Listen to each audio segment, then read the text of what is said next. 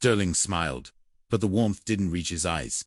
In my world, Mother No is just a request for a higher price. I'll be staying at the local inn. Great Slaughter is a small town. It would be a shame if its newfound prosperity was interrupted. Sam Gillespie, briefed on the meeting, felt a chill that had nothing to do with the Cotswold wind. He's a shark, Boniface. Panacea wanted land. Sterling wants power over life and death. Chapter 11. The Midnight Theft. The threat wasn't empty. 2 nights later, an alarm a clever tripwire system Boniface had triggered in the laboratory. Sam and Felix arrived within minutes, but the scene was a wreckage of broken glass and uprooted plants. The indigo flowers had been decimated. The glass vials containing the concentrated essence were gone, and most devastatingly, Elena, who had been helping Boniface in the garden, was missing. He didn't just take the seeds, Ruth said, her journalist instincts flaring as she surveyed the chaos. He took a witness. He needs Elena to show him where the remaining stock is hidden. Ruth's investigation into Sterling's past revealed a trail of miracle cures that had left behind a wake of suppressed side effects and bankrupt competitors. He's not a doctor. He's an alchemist of greed, she told Sam. They traced Sterling to an abandoned warehouse on the outskirts of the Sedgwick estate. Inside, Sterling had set up a mobile lab, forcing Elena to identify the potency of the extracted oils. The girl is useless without the formula, Sterling snarled as Sam and the team burst in. He held a syringe filled with the concentrated apostle essence. If I can't have the monopoly, nobody will. 1 dose of this unrefined extract and the results will be unpredictable. In the ensuing struggle, Sister Boniface didn't use a weapon. She used her knowledge. She had noticed the chemical reaction between the apostle oil and the copper pipes in the old warehouse. With a wheeling toss of a catalytic powder she always carried, she triggered a non-toxic but blinding cloud of thick, purple vapor. In the confusion, Sam tackled Sterling, while Felix rescued Elena. The syringe shattered on the concrete floor, the precious liquid evaporating into a scent that momentarily filled the room with an overwhelming sense of peace. Chapter 12. The Heart's True Legacy. Sterling's arrest for kidnapping and theft effectively ended Apex's interest in Great Slaughter. The scandal broke nationwide, fueled by Ruth Penny's blistering, ensuring that the apostle seeds remained under the protection of St. Vincent. But the seeds had one last secret to reveal. Sister Boniface discovered that the indigo flowers only bloomed when the soil was nourished by a specific type of limestone found in the North Cloister. The very stone Sister Helena had died protecting. It's a closed loop, Boniface explained to the sisters during a sunset gathering in the garden. The stone protects the seeds, and the seeds heal the people who live within the stone. It's a living covenant. Elena, now recovering and more confident than ever, stood by the indigo. She looked at the hills, no longer afraid of the silence. The soldiers never come for the flowers, she said softly. The flowers only come for the friends. Sam and Ruth, now settling into their life at a small cottage near the village green, watched the sunset from the convent wall. Sam looked at his wife, the woman who had traded the noise of London for the music of the...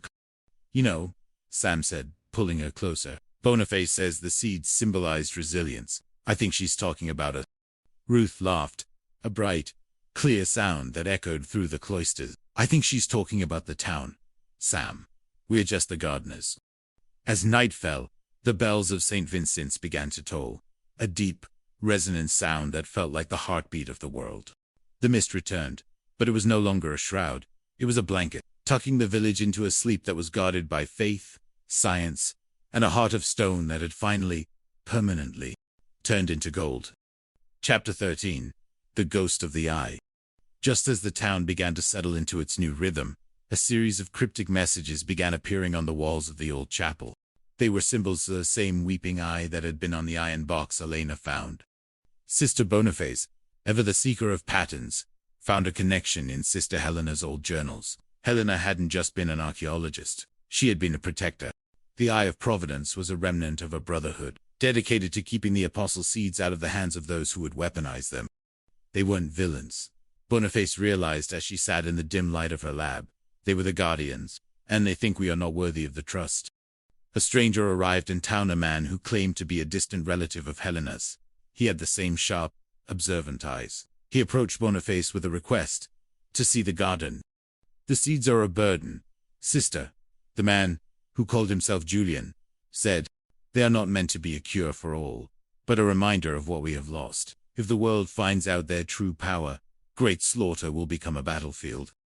Sam and Ruth, sensing a new kind of danger, began to investigate Julian's background. They found no record of him in the Sedgwick or Helena lineage. He was a ghost, a man who moved like a shadow. The mystery deepened when a midnight fire broke out near the North Cloister. It was controlled symbolic, a warning. Julian was seen standing near the flames, his expression one of profound sorrow. "The time of the Guardians is ending," he told Boniface, as she helped quench the fire. "The secret is out. You must decide, will you hide the heart, or will you let it bleed for the world?" Chapter 14. The Final Sentinel. The climax came on the eve of the first anniversary of the Sister Helena house. A group of men, dressed in the garb of the Forgotten Brotherhood, entered the convent grounds. They weren't there to steal, they were there to reclaim. Julian was their leader. He challenged the sisters to prove that the seeds would be used for the right reasons. Greed already tried to take them, he argued. How do we know the church won't do the same, or the government? Sister Boniface stood her ground. She showed them the work being done at the house, the women being healed, the lives being rebuilt. "The seeds are not a power," she said, her voice steady. "They are a service. If you take them, you take the hope of those who have nothing else." In a dramatic confrontation in the garden, Julian and his men saw the indigo flowers in full bloom. The scent, more potent than ever, seemed to act as a peacemaker. Julian's resolve soft. He saw that Helena hadn't just left behind a treasure, she had left behind a legacy of compassion. "You are the new guardians," Julian whispered, bowing his head. He handed Boniface a final letter from Helena, hidden in his staff. It was a message of blessing, written years before her death. The Brotherhood vanished into the morning mist, leaving the convent in peace once more. The weeping eye symbol was replaced by a simple cross, carved into the stone of the lab. Chapter 15. The Legacy Confirmed. With the final threat resolved, Great Slaughter truly became a place of global significance. The apostle seeds were shared with but the source remained at St. Vincent's, protected by the sisters and the local police. Sam and Ruth welcomed their first child, a girl they named Helena. The child's laughter became a new kind of music in the village, a sound that promised a future as rich as the past. Sister Boniface continued her research, but she also spent more time in the garden, simply watching the bees. She knew that science could explain the how, but only faith could explain the why. The stone heart of St. Vincent's had indeed become a heart of gold. It was a living, breathing testament to the power of forgiveness and the endurance of truth. Chapter 16. The Whispering Petals. 10 years had passed since the bells of St. Vincent's had rung for the wedding of Sam and Ruth. Little Helena, now a bright-eyed girl of 10, possessed a curiosity that even Sister Boniface found daunting. She didn't just play in the gardens, she seemed to converse with them.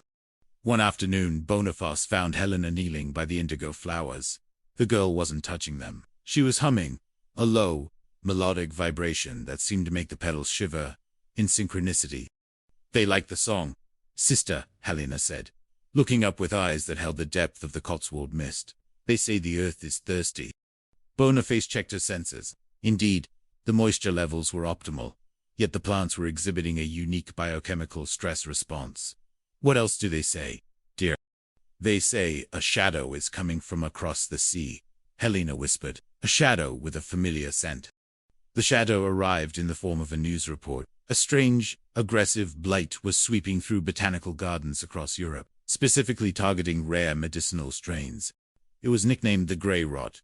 As it approached England, Boniface realized with a chill that this was no natural phenomenon. It was a biological weapon, a twisted mirror of the apostle seeds. Chapter 17. The Shadow of the Past. The investigation began when a sample of the Grey Rot arrived at the lab under heavy guard. Boniface peered through her microscope and gasped. The cellular structure was an inverted replica of the apostle essence. It didn't regenerate, it cannibalized.